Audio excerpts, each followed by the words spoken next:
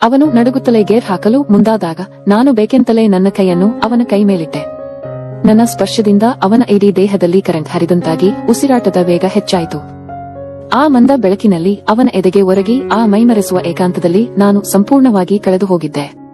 ಇಬ್ಬರ ಮನಸ್ಸುಗಳು ಬೆಸೆಯುವ ಆ ತೀವ್ರವಾದ ರೋಮಾಂಚಕ ಕ್ಷಣದಲ್ಲಿ ಆ ಕತ್ತಲ ಕಳ್ಳಾಟದ ರಹಸ್ಯವೇನು, ಮುಂದೇನಾಗುತ್ತೆ ತಿಳಿಯಲು ಪೂರ್ತಿ ಕತೆ ಕೇಳಿ. ನಮಸ್ಕಾರ ಗೆಳೆಯರೇ, ನನ್ನ ಹೆಸರು ಗೌರಿ.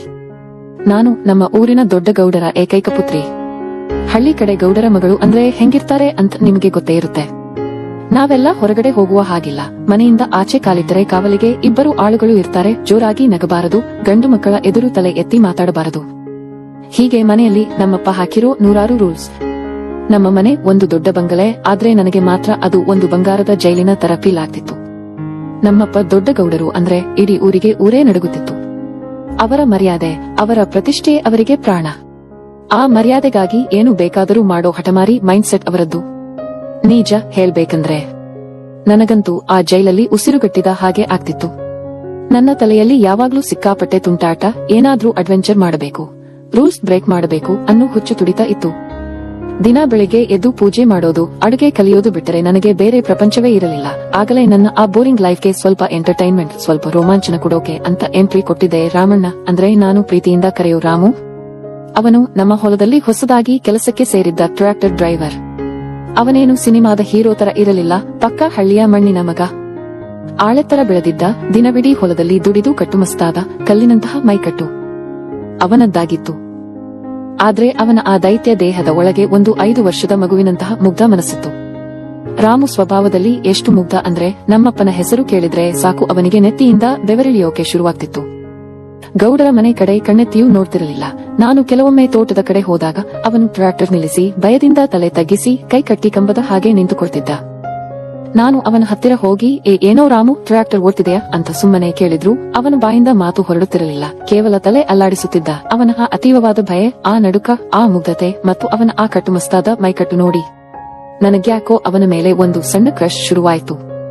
ಊರಿಗೆಲ್ಲ ಸಿಂಹದ ಹಾಗೆ ಕಾಣೋ ಆಳು ನನ್ನ ಮುಂದೆ ಕೇವಲ ಒಂದು ಬೆಕ್ಕಿನ ಮರಿಯ ಹಾಗೆ ನಿಂತುಕೊಳ್ಳೋ ಆ ಸ್ಟೈಲ್ ನನಗೆ ಭಾರಿ ಇಷ್ಟ ಆಗೋಗಿತ್ತು. ಇವನನ್ನ ಇನ್ನಷ್ಟು ಕಾಡಿಸಬೇಕು, ಇವನ ಆ ಭಯವನ್ನೇ ಬಂಡವಾಳ ಮಾಡಿಕೊಂಡು ಇವನ ಜೊತೆ ಆಟ ಆಡಬೇಕು ಅನ್ನೋ ತುಂಟತನ ನನ್ನಲ್ಲಿ ಹುಟ್ಟಿಕೊಂಡಿತು. ನಮ್ಮೂರಿನಲ್ಲಿ ಹೆಣ್ಣು ಮಕ್ಕಳು ಅಂದ್ರೆ ಮದುವೆಯಾಗಿ ಗಂಡನ ಮನೆಗೆ ಹೋಗುವ ವಸ್ತು ಅನ್ನೋ ಭಾವನೆ. ಆದ್ರೆ ನನ್ನ ಕನಸುಗಳೇ ಬೇರೆ ಇತ್ತು. ನನಗೆ ಟ್ರ್ಯಾಕ್ಟರ್ ಓಡಿಸಬೇಕು, ಬುಲೆಟ್ ಓಡಿಸಬೇಕು, ಸ್ವತಂತ್ರವಾಗಿ ಇರಬೇಕು ಅನ್ನೋ ಆಸೆ. ಆದ್ರೆ ನಮ್ಮಪ್ಪನ ಮುಂದೆ ಆ ಮಾತು ಹೇಳಿದ್ರೆ ನನ್ನನ್ನ ಅಲ್ಲೇ ಕತ್ತರಿಸಿ ಹಾಕ್ತಿದ್ರು. ಹಾಗಾಗಿ ನಾನು ಒಂದು ಮಾಸ್ಟರ್ ಪ್ಲಾನ್ ಮಾಡಿದೆ. ನನಗೆ ಟ್ರ್ಯಾಕ್ಟರ್ ಓಡಿಸೋಕೆ ಕಲಿಸುವ ಜವಾಬ್ದಾರಿಯನ್ನ ಈ ಬಡಪಾಯಿ, ನನ್ನ ಕಂಡರೆ ಗಡಗಡ ನಡುಗುವ ಟ್ರ್ಯಾಕ್ಟರ್ ಡ್ರೈವರ್ ರಾಮುಗೆ ವಹಿಸಬೇಕು ಅಂತ ನಿರ್ಧಾರ ಮಾಡಿದೆ. ಹಗಲು ಹೊತ್ತಿನಲ್ಲಿ ಹೊಲದ ಕಡೆ ಹೋದರೆ ಊರಿನ ಜನರ ಕಣ್ಣಿಗೆ ಬೀಳ್ತೀನಿ ಅಂತ ಯಾರಿಗೂ ಗೊತ್ತಾಗದ ಹಾಗೆ ಬೇರೆಯದೇ ಆದ ಒಂದು ಸಾಹಸಕ್ಕೆ ಕೈ ಹಾಕಿದೆ. ಆ ಸಾಹಸ ನನ್ನ ಲೈಫ್ ಅನ್ನೇ ಯಾವ ರೀತಿ ಉಲ್ಟಾ ಪಲ್ಟಾ ಮಾಡುತ್ತೆ ಅಂತ ನನಗೆ ಆಗ ಸ್ವಲ್ಪವೂ ಅಂದಾಜಿರಲಿಲ್ಲ. ನಾನು ಮಾಡಿದ ಪ್ಲಾನ್ ಪ್ರಕಾರ ಮೆಲ್ಲಗೆ ರಾಮುವಿನ ಹತ್ರ ಮಾತು ಬೆಳೆಸೋಕೆ ಟ್ರೈ ಮಾಡಿದೆ. ಆದ್ರೆ ಅವನು ಎಷ್ಟು ಹುಂಬ ಅಂದ್ರೆ ನಾನು ಹೊಲದ ಕಡೆ ಹೋದರೆ ಸಾಕು ಅವನು ಟ್ರ್ಯಾಕ್ಟರ್ ಬಿಟ್ಟು ಬೇರೆ ಕಡೆ ಓಡಿ ಹೋಗ್ತಿದ್ದ. ಎಲ್ಲಿ ಗೌಡರ ಮಗಳು ನನ್ನ ಜೊತೆ ಮಾತಾಡಿ ಬಿಡ್ತಾಳೋ ಅದು ಊರಿನವರ ಕಣ್ಣಿಗೆ ಬಿದ್ದು ಗೌಡರಿಗೆ ಗೊತ್ತಾದರೆ ತನ್ನನ್ನ ಮರಕ್ಕೆ ಕಟ್ಟಿ ಹೊಡೀತಾರೋ ಅನ್ನೋ ಭಯ ಅವನಿಗೆ. ಅವನ ಆ ರಿಯಾಕ್ಷನ್ ನೋಡಿ ನನಗೆ ಮತ್ತಷ್ಟು ಚಾಲೆಂಜಿಂಗ್ ಅನ್ನಿಸ್ತು. ಹಗಲಿನಲ್ಲಿ ಇವನ ಜೊತೆ ಮಾತಾಡೋಕೆ ಆಗಲ್ಲ ಅಂತ ಡಿಸೈಡ್ ಮಾಡಿ ಮಧ್ಯರಾತ್ರಿಯ ಆಟ ಶುರು ಮಾಡಿದೆ. ಹೌದು ಗೆಳೆಯರೇ, ಮನೆಯವರೆಲ್ಲ ಊಟ ಮಾಡಿ ಅಪ್ಪ ಗೊರಕೆ ಹೊಡೆಯೋಕೆ ಶುರು ಮಾಡಿದ ಮೇಲೆ ನಾನು ಯಾರಿಗೂ ಗೊತ್ತಾಗದ ಹಾಗೆ ಕತ್ತಲಲ್ಲಿ ಮೆಲ್ಲಗೆ ಮನೆಯ ಹಿಂಬಾಗಿಲಿನಿಂದ ಜಾರಿ ಹೊಲದ ಶೆಡ್ಗೆ ಹೋಗೋಕೆ ಶುರು ಮಾಡಿದೆ. ಆ ಶೆಡ್ನಲ್ಲೇ ನಮ್ಮ ಹೊಸ ಟ್ರ್ಯಾಕ್ಟರ್ ನಿಲ್ಲಿಸುತ್ತಿದ್ದರು ಮತ್ತು ಅಲ್ಲೇ ಪಕ್ಕದ ಸಣ್ಣ ರೂಮಿನಲ್ಲಿ ರಾಮು ಮಲಗುತ್ತಿದ್ದ. ವೀಕ್ಷಕರಿಗೆ ಇಲ್ಲಿ ಸ್ವಲ್ಪ ದ್ವಂದ್ವಾರ್ಥ, ಅಂದರೆ ಒಂದು ದೊಡ್ಡ ಡೌಟ್ ಶುರುವಾಗಬಹುದು. ಊರಿನ ದೊಡ್ಡ ಗೌಡರ ಮಗಳು ಮಧ್ಯರಾತ್ರಿ 12 ಗಂಟೆಗೆ ಆ ಕಗ್ಗತ್ತಲಲ್ಲಿ ಒಂಟಿಯಾಗಿ ಆ ಡ್ರೈವರ್ ಹುಡುಗನ ಶೆಡ್ ಹತ್ತಿರ ಏನ್ ಮಾಡ್ತಿದ್ಲು ಅಂತ. ನಿಜ ಹೇಳ್ಬೇಕಂದ್ರೆ ನನಗೆ ಕೆಲವು ಬಾರಿ ಕನ್ಫ್ಯೂಸ್ ಆಗ್ತಿತ್ತು. ನಾನು ಆ ಶೆಡ್ಗೆ ಹೋಗ್ತಿದ್ದದ್ದು ನಿಜವಾಗ್ಲೂ ಟ್ರ್ಯಾಕ್ಟರ್ ಓಡಿಸೋದು ಕಲಿಯೋಕೋ, ಅಥವಾ ಆ ನೆಪದಲ್ಲಿ ರಾಮುವಿನ ಆ ಮುಗ್ಧ ಮುಖ ನೋಡಿ ಅವನ ಜೊತೆ ಆ ಕತ್ತಲಲ್ಲಿ ಒಂಟಿಯಾಗಿ ಟೈಮ್ ಸ್ಪೆಂಡ್ ಮಾಡೋಕೋ ಅಂತ. ಹೌದು, ನನಗೆ ಟ್ರ್ಯಾಕ್ಟರ್ ಓಡಿಸೋದಕ್ಕಿಂತ ಹೆಚ್ಚಾಗಿ ಅವನ ಜೊತೆ ಇರೋದೇ ದೊಡ್ಡ ಖುಷಿ ಕೊಟ್ಟಿತ್ತು. ಮೊದಲ ದಿನ ನಾನು ಮಧ್ಯರಾತ್ರಿ ಶೆಡ್ ಬಾಗಿಲು ತಟ್ಟಿದಾಗ ರಾಮು ಬಾಗಿಲು ತೆಗೆದು ನನ್ನನ್ನು ನೋಡಿ ಪ್ರೇತವನ್ನು ನೋಡಿದ ಹಾಗೆ ಗಾಬರಿಯಾಗಿ ಹಿಂದಕ್ಕೆ ಬಿದ್ದು ಬಿಟ್ಟಿದ್ದ. ಏನಮ್ಮ ಗೌಡ್ರೆ, ನೀವಿಲ್ಲಿ ಈ ರಾತ್ರಿ ಹೊತ್ತು? ಅಯ್ಯೋ ದೇವರೇ, ಗೌಡ್ರಿಗೆ ಗೊತ್ತಾದ್ರೆ ನನ್ನನ್ನ ಈ ಟ್ರ್ಯಾಕ್ಟರ್ ಚಕ್ರಕ್ಕೆ ಕಟ್ಟಿ ತುಳಿಸಿ ಬಿಡ್ತಾರೆ. ದಯವಿಟ್ಟು ಹೋಗಿ ಬಿಡಮ್ಮ, ನನ್ನ ಹೊಟ್ಟೆ ಮೇಲೆ ಹೊಡಿಬೇಡಿ ಅಂತ ಕೈ ಮುಗಿದು ಬಿಕ್ಕಿ ಬಿಕ್ಕಿ ಅಳೋಕೆ ಶುರು ಮಾಡಿದ. ನನಗೆ ಒಳಗೆ ನಗು ಬರ್ತಿದ್ರು, ಹೊರಗಡೆ ಸೀರಿಯಸ್ ಆಗಿ, ನೋಡು ರಾಮು, ನನಗೆ ನೀನು ಇವತ್ತಿಂದ ರಾತ್ರಿ ಹೊತ್ತು ಟ್ರ್ಯಾಕ್ಟರ್ ಓಡಿಸೋಕೆ ಕಲಿಸಿಕೊಡಬೇಕು. ಇಲ್ಲಾಂದ್ರೆ ನಾಳೆ ಬೆಳಿಗ್ಗೆ ಅಪ್ಪನ ಹತ್ತಿರ ಹೋಗಿ ರಾಮು ರಾತ್ರಿ ಹೊತ್ತು ನನ್ನ ಕಣ್ಣು ಹೊಡೆದು ಕರೆದ ಅಂತ ಸುಳ್ಳು ಕಂಪ್ಲೇಂಟ್ ಕೊಡ್ತೀನಿ ಅಂತ ಖಡಕ್ ಆಗಿ ಬ್ಲಾಕ್ ಮೇಲ್ ಮಾಡಿದೆ. ಪಾಪ, ಆ ಬ್ಲಾಕ್ ಮೇಲ್ ಕೇಳಿ ಅವನ ಮುಖದಲ್ಲಿ ರಕ್ತವೇ ಬತ್ತಿ ಹೋಯಿತು. ಅವನಿಗೆ ಬೇರೆ ದಾರಿಯೇ ಇರಲಿಲ್ಲ. ಅವತ್ತಿನಿಂದ ಶುರುವಾಯ್ತು ನೋಡಿ ನಮ್ಮ ರಾತ್ರಿಯ ಕ್ಲಾಸ್. ನಾನು ಅವನ ಹತ್ತಿರ ಹೋಗಿ ಟ್ರ್ಯಾಕ್ಟರ್ ಡ್ರೈವರ್ ಸೀಟ್ ಮೇಲೆ ರಾಜಗಾಂಭೀರ್ಯದಿಂದ ಕೂರುತ್ತಿದ್ದೆ. ಅವನು ನನ್ನ ಪಕ್ಕದಲ್ಲಿ ನನ್ನಿಂದ 1 ಅಡಿ ದೂರ ನಿಂತುಕೊಂಡು ನಡುಗುತ್ತಲೇ, ಅದು ಕ್ಲಚ್, ಇದು ಬ್ರೇಕ್ ಅಂತ ಹೇಳಿಕೊಡುತ್ತಿದ್ದ. ನಾನು ಬೇಕೆಂತಲೇ ಗೇರ್ ಹಾಕುವಾಗ ತಪ್ಪು ಮಾಡಿ ಅವನ ಕೈಗೆ ನನ್ನ ಕೈ ತಾಗುವ ಹಾಗೆ ಮಾಡ್ತಿದ್ದೆ. ನಾನು ಹಾಗೆ ಮುಟ್ಟಿದ ತಕ್ಷಣ ಅವನು ಕರೆಂಟ್ ಹೊಡೆದವನ ಹಾಗೆ ಜಿಗಿದು ದೂರ ಹೋಗ್ತಿದ್ದ. ಆ ಕತ್ತಲಲ್ಲಿ, ಆ ಶೆಡ್ನ ಮಂದ ಬೆಳಕಿನಲ್ಲಿ ಅವನ ಆ ಮುಗ್ಧತೆ, ಅವನ ಬೆವರಿನ ವಾಸನೆ ಮತ್ತು ಆ ಭಯ, ಇವೆಲ್ಲವೂ ನನ್ನನ್ನ ಅವನಿಗೆ ಮತ್ತಷ್ಟು ಹತ್ತಿರ ಮಾಡ್ತವಿತ್ತು. ಅವನಿಗೆ ಪಾಪ ಎಲ್ಲಿ ಗೌಡರಿಗೆ ಸಿಕ್ಕಿ ಬೀಳ್ತೀನೋ ಅನ್ನೋ ಭೀಕರ ನಡುಕ, ನನಗೋ ಎಲ್ಲಿ ಇವನ ಪ್ರೀತಿಯ ಬಲೆಯಲ್ಲಿ ನಾನು ಪೂರ್ತಿಯಾಗಿ ಬಿದ್ದು ಬಿಡ್ತೀನೋ ಅನ್ನೋ ರೋಮಾಂಚನ. ರಾತ್ರಿ ಹೊತ್ತು ಇಡೀ ಊರು ಮಲಗಿದ ಮೇಲೆ ನಮ್ಮ ಹೊಲದ ಆ ಹಳೆಯ ಶೆಡ್ನಿಂದ ಟುಪ್ ಟುಪ್ ಟುಪ್ ಅಂತ ಟ್ರ್ಯಾಕ್ಟರ್ ಸ್ಟಾರ್ಟ್ ಆಗೋ ಸಾವು. ಅಂದರೆ ಗೆಳೆಯರೇ, ಅಲ್ಲಿಂದಲೇ ನಮ್ಮೂರಿನ ವಿಲೇಜ್ ಇಂಟೆಲಿಜೆನ್ಸ್ ಬ್ಯೂರೋ ಅಂದ್ರೆ ಆ ಗಾಸಿಪ್ ಆಂಟಿಯರ ಕೆಲಸ ಶುರುವಾಗಿದ್ದು. ನಮ್ಮೂರಿನ ಶಾರದಮ್ಮ ಮತ್ತು ಅವಳ ಗ್ಯಾಂಗ್ ಇದೆಯಲ್ಲ, ಇವರಿಗೆ ಯಾರ ಮನೆಯಲ್ಲಿ ಏನು ಅಡುಗೆ ಮಾಡ್ತಾರೆ ಅನ್ನೋದಕ್ಕಿಂತ ಯಾರ ಮನೆ ಮಗಳು ಯಾರ ಜೊತೆ ಗುಸುಗುಸು ಮಾತಾಡ್ತಾಳೆ ಅನ್ನೋದರಲ್ಲೇ ಹೆಚ್ಚು ಆಸಕ್ತಿ. ರಾತ್ರಿ ಹೊತ್ತು ದೊಡ್ಡ ಗೌಡರ ಹೊಲದ ಕಡೆಯಿಂದ ಟ್ರ್ಯಾಕ್ಟರ್ ಸೌಂಡ್ ಬರ್ತಿದೆ ಅಂದ್ರೆ ಅಲ್ಲಿ ಏನೋ ದೊಡ್ಡ ರಹಸ್ಯ ನಡೀತಿದೆ ಅಂತ ಅವರಿಗೆ ಆಲ್ಮೋಸ್ಟ್ ಕನ್ಫರ್ಮ್ ಆಗಿಬಿಟ್ಟಿತ್ತು. ನೋಡ್ರೆ, ಆ ಗೌಡ್ರು ಮಗಳು ಗೌರಿ ರಾತ್ರಿ ಹೊತ್ತು ಆ ಡ್ರೈವರ್ ರಾಮು ಜೊತೆ ಕತ್ತಲಲ್ಲಿ ಏನೇನೋ ಮಾಡ್ತಿದ್ದಾಳೆ. ಅದಕ್ಕೆ ಆ ಟ್ರ್ಯಾಕ್ಟರ್ ಸೌಂಡ್ ಬರ್ತಿರೋದು. ಆ ಡ್ರೈವರ್ ಹಕ್ಕಿ ತರ ಇರೋ ಗೌರಿ ಮೈ ಮೇಲೆ ಕಣ್ಣು ಹಾಕಿದ್ದಾನೆ. ಗೌರಿ ಕೂಡ ಅವನ ಮೋಡಿಗೆ ಬಿದ್ದಿದ್ದಾಳೆ ಅಂತ ಊರೆಲ್ಲ ಒಂದು ಇಲ್ಲದ ಸುಳ್ಳು ಸುದ್ದಿ ಹಬ್ಬಿಸಿಬಿಟ್ರು. ಇಲ್ಲಿ ಅತಿ ದೊಡ್ಡ ಹಾಸ್ಯದ ಸಂಗತಿ ಅಂದ್ರೆ, ಆ ಆಂಟಿಯರು ನಾವು ಅಲ್ಲಿ ಏನೋ ರೊಮ್ಯಾನ್ಸ್ ಮಾಡ್ತಿದ್ದೀವಿ, ಕೈ ಕೈ ಹಿಡ್ಕೊಂಡು ಕೂತಿದ್ದೀವಿ ಅನ್ಕೊಂಡಿದ್ರು. ಆದ್ರೆ ನಿಜ ಹೇಳ್ಬೇಕಂದ್ರೆ ಶೆಡ್ ಒಳಗೆ ನಡೀತಿದ್ದ ದೃಶ್ಯವೇ ಬೇರೆ. ನಾನಲ್ಲಿ ಟ್ರ್ಯಾಕ್ಟರ್ ಸ್ಟೀರಿಂಗ್ ಹಿಡ್ಕೊಂಡು ಗೇರ್ ಹಾಕೋಕೆ ಬರದೆ ಆ ರಾಮುವಿನ ಕೈಯಿಂದ ಬಯಸಿಕೊಳ್ತಿದ್ದೆ. ಅಯ್ಯೋ ಗೌಡ್ರೆ, ಅದು ಫಸ್ಟ್ ಗೇರ್ ಅಲ್ಲ, ರಿವರ್ಸ್ ಗೇರ್. ಕ್ಲಚ್ ಸರಿಯಾಗಿ ಒತ್ತಿ ಅನ್ನಲ್ಲ, ಹಂಗೆ ಬಿಟ್ರೆ ಟ್ರ್ಯಾಕ್ಟರ್ ಶೆಡ್ ಗೋಡೆಗೆ ಗುದ್ದುತ್ತೆ ಅಂತ ರಾಮು ಬೆವರುತ್ತಾ ಕೂಗಾಡ್ತಿದ್ದ. ನಾನು ಬೇಕಂತಲೇ ಅಯ್ಯೋ ರಾಮು, ನನಗೆ ಅರ್ಥ ಆಗ್ತಿಲ್ಲಪ್ಪ, ಸ್ವಲ್ಪ ಹತ್ತಿರ ಬಂದು ಈ ಗೇರ್ ಹೇಗೆ ಹಾಕೋದು ಅಂತ ತೋರಿಸಿಕೊಡು ಅಂತ ಅವನನ್ನ ನನ್ನ ಹತ್ತಿರ ಎಳೆದುಕೊಳ್ಳೋಕೆ ಟ್ರೈ ಮಾಡ್ತಿದ್ದೆ.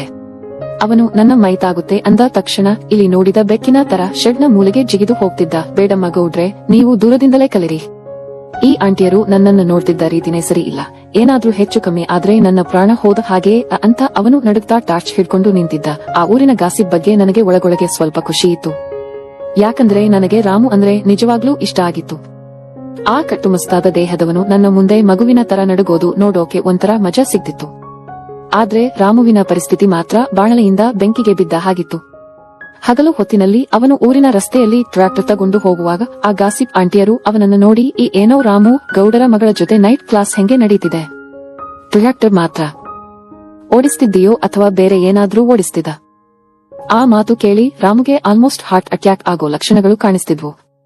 ಅವನು ಈ ಊರು ಬಿಟ್ಟು ಓಡಿ ಹೋದ್ರೂ ಸಾಕು ಅನ್ನೋ ಸ್ಥಿತಿಯಲ್ಲಿದ್ದ. ಊರಿನಲ್ಲಿ ಹಬ್ಬಿರೋ ಈ ಗಲೀಜು ಸುದ್ದಿ ಕಡೆಗೂ ರಾಮುವಿನ ಕಿವಿಗೆ ಪೂರ್ತಿಯಾಗಿ ಬಿದ್ದೇ ಬಿಟ್ಟು ಅವನಿಗೆ ಅಕ್ಷರಶಃ ಪ್ರಾಣಭಯ ಶುರುವಾಯಿತು. ನಮ್ಮಪ್ಪ ದೊಡ್ಡ ಗೌಡರು ಅಂದ್ರೆ ಊರಿಗೆಲ್ಲ ಯಮಧರ್ಮರಾಜ ಇದ್ದ ಹಾಗೆ.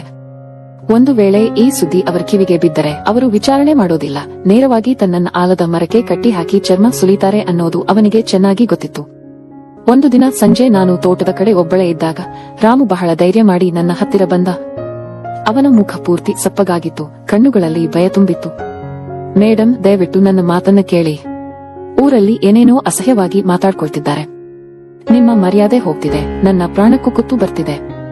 ನಿಮ್ಮಪ್ಪನಿಗೆ ಅಲ್ಪ ಸ್ವಲ್ಪ ಗೊತ್ತಾದ್ರೂ ನನ್ನನ್ನ ಈ ಭೂಮಿ ಮೇಲೆ ಇಡೋದಿಲ್ಲ. ದಯವಿಟ್ಟು ಇನ್ನು ಮುಂದೆ ರಾತ್ರಿ ಹೊತ್ತು ಶೆಡ್ ಕಡೆ ಬರಬೇಡಿ, ನಾನು ನಿಮಗೆ ಟ್ರ್ಯಾಕ್ಟರ್ ಕಳಿಸೋದಿಲ್ಲ ಅಂತ ಕೈ ಮುಗಿದು ಬಿಕ್ಕಳಿಸಿ ಬೇಡಿಕೊಂಡ. ಅಷ್ಟೇ ಅಲ್ಲ, ಅವತ್ತಿನಿಂದ ಅವನು ನನ್ನನ್ನ ಕಂಪ್ಲೀಟ್ ಆಗಿ ಅವಾಯ್ಡ್ ಮಾಡೋಕೆ ಶುರು ಮಾಡಿದ. ನಾನು ಎದುರಾದ್ರೆ ಸಾಕು ಅವನು ಟ್ರ್ಯಾಕ್ಟರ್ ಹತ್ತಿ ಎಲ್ಲೋ ದೂರ ಹೋಗ್ತಿದ್ದ, ಇಲ್ಲವೇ ಮುಖ ತಿರುಗಿಸಿ ಓಡ್ತಿದ್ದ. ರಾಮು ನನ್ನಿಂದ ದೂರ ಹೋಗ್ತಿದ್ದಾನೆ ಅಂತ ಗೊತ್ತಾದಾಗ ನನಗೆ ಅಕ್ಷರಶಃ ಸಿಕ್ಕಾಪಟ್ಟೆ ಡಿಸ್ಟರ್ಬ್ ಆಯ್ತು. ಯಾಕಂದ್ರೆ ನನಗೆ ಆ ಟ್ರ್ಯಾಕ್ಟರ್ಗಿಂತಲೂ ಆ ಮುಗ್ಧ ರಾಮುವಿನ ಮೇಲಿದ್ದ ಪ್ರೀತಿ, ಆ ಸೆಳೆತ ಈಗ ಹೆಚ್ಚಾಗಿತ್ತು. ಅವನು ನನ್ನನ್ನ ಮಾತನಾಡಿಸದೆ ಹೋದಾಗ ನನ್ನ ಮನಸ್ಸಿನ ಒಳಗೆ ಒಂಥರ ಅತೀವವಾದ ನೋವು, ಹೊಟ್ಟೆಕಿಚ್ಚು ಶುರುವಾಯಿತು. ಈ ಗೌಡರ ಮಗಳು ಯಾವುದಕ್ಕೂ ಸೋಲಬಾರದು ಅನ್ನೋ ಹಠ ಒಂದು ಕಡೆಯಾದ್ರೆ, ಅವನ ಮೇಲಿರೋ ಆ ಶುದ್ಧವಾದ ಪ್ರೀತಿ ಇನ್ನೊಂದು ಕಡೆ ನನ್ನನ್ನ ಕಾಡ್ತಿತ್ತು. ನನ್ನೊಳಗಿರೋ ಆ ಪೊಸೆಸಿವ್ನೆಸ್ ಎಚ್ಚರವಾಯಿತು. ಇವನನ್ನ ಹೀಗೆ ಬಿಟ್ರೆ ಇವನು ನನ್ನಿಂದ ಶಾಶ್ವತವಾಗಿ ದೂರ ಆಗ್ತಾನೆ ಅಂತ ನನಗೆ ಅನ್ನಿಸ್ತು. ಆಗ ನಾನು ಒಂದು ಕೊನೆಯ ಮತ್ತು ಭೀಕರವಾದ ಅಸ್ತ್ರ ಬಳಸಿದೆ. ಅವತ್ತಿನ ದಿನ ರಾಮುಗೆ ಒಂದು ಸಣ್ಣ ಚೀಟಿ ಬರೆದು ಕಳಿಸಿದೆ. ಇವತ್ತು ರಾತ್ರಿ 12 ಗಂಟೆಗೆ ನೀನು ಶೆಡ್ಗೆ ಬರಲೇಬೇಕು. ಒಂದು ವೇಳೆ ನೀನು ಬರದೇ ಇದ್ರೆ ನಾನೇ ನಿಮ್ಮನೆ ಬಾಗಿಲಿಗೆ ಬಂದು ಕಿರುಚಾಡ್ತೀನಿ, ಇಲ್ಲಾಂದ್ರೆ ಪಕ್ಕದ ದೊಡ್ಡ ಬಾವಿಗೆ ಬಿದ್ದು ಪ್ರಾಣ ಬಿಡ್ತೀನಿ. ಇದು ನನ್ನ ಕೊನೆಯ ವಾರ್ನಿಂಗ್ ಅಂತ ಬರೆದಿದ್ದೆ. ಪಾಪ ಆ ರಾಮುವಿನ ಪರಿಸ್ಥಿತಿ ಹೇಗೆ ಆಯ್ತು ಅಂದ್ರೆ, ಬದುಕಿದ್ರು ಗೌಡರ ಕೈಯಲ್ಲಿ ಸಾವು, ಸತ್ತು ಗೌಡರ ಮಗಳಿಂದ ಸಾವು ಅನ್ನೋ ಹಾಗೆ ಆಯ್ತು. ಆ ರಾತ್ರಿ ಆ ಶೆಡ್ ನಲ್ಲಿ ನಡೆಯೋ ಆ ಭೇಟಿ ನಮ್ಮಿಬ್ಬರ ಲೈಫ್ ಅನ್ನ ಯಾವ ರೀತಿ ಚೇಂಜ್ ಮಾಡುತ್ತೆ ಅನ್ನೋದು ನಮ್ಮಿಬ್ಬರಿಗೂ ಗೊತ್ತಿರಲಿಲ್ಲ. ಆ ಶೆಡ್ ಒಳಗೆ ನಾವಿಬ್ಬರು ಹತ್ತಿರವಾದ ಆ ಕ್ಷಣಗಳು, ಹೊರಗಡೆ ಕಾದು ಕುಳಿತಿದ್ದ ಆ ಗಾಸಿಪ್ ಮಿನಿಸ್ಟರ್ಗಳ ಕಣ್ಣಿಗೆ ಹೇಗೆ ಕಾಣಿಸುತ್ತೆ ಅನ್ನೋದು ಒಂದು ದೊಡ್ಡ ಸಸ್ಪೆನ್ಸ್ ಆಗಿ ಉಳಿದಿತ್ತು. ನನ್ನ ಆ ಕೊನೆಯ ವಾರ್ನಿಂಗ್ ಅಂದರೆ ಬಾವಿಗೆ ಬಿದ್ದು ಪ್ರಾಣ ಬಿಡ್ತೀನಿ ಅನ್ನೋ ಆ ಒಂದು ಮಾತು ರಾಮುವಿನ ಎದೆಯಲ್ಲಿ ಸಿಡಿಲು ಬಡಿದ ಹಾಗೆ ಮಾಡಿತ್ತು. ಪಾಪ ಆ ಮುಗ್ಧ ಜೀವಕ್ಕೆ ಬೇರೆ ಯಾವ ದಾರಿಯೂ ಉಳಿದಿರಲಿಲ್ಲ. ಒಂದೆಡೆ ಊರಿನ ದೊಡ್ಡ ಗೌಡರ ಅಟ್ಟಹಾಸ, ಮತ್ತೊಂದೆಡೆ ಅವರದೇ ಮಗಳ ಹಠಮಾರಿ ಬೆದರಿಕೆ. ಅವತ್ತು ರಾತ್ರಿ ಸುಮಾರು 12 ಗಂಟೆ ಆಗಿರಬಹುದು. ಇಡೀ ಹಳ್ಳಿ ಗಾಢವಾದ ನಿದ್ದೆಯಲ್ಲಿತ್ತು. ಬೀದಿ ನಾಯಿಗಳು ಕೂಡ ಚಳಿಯಲ್ಲಿ ಮುದುರಿ ಮಲಗಿದ್ದವು. ಕತ್ತಲಲ್ಲಿ ಕೇವಲ ಕೀಟಗಳ ಸದ್ದು ಮಾತ್ರ ಕೇಳಿಸುತ್ತಿತ್ತು. ನಾನು ಯಾರಿಗೂ ಗೊತ್ತಾಗದ ಹಾಗೆ ಮನೆಯ ಹಿಂಬಾಗಿಲು ತೆಗೆದುಕೊಂಡು ಮೆಲ್ಲನೆ ಹೆಜ್ಜೆ ಹಾಕುತ್ತಾ ಹೊಲದ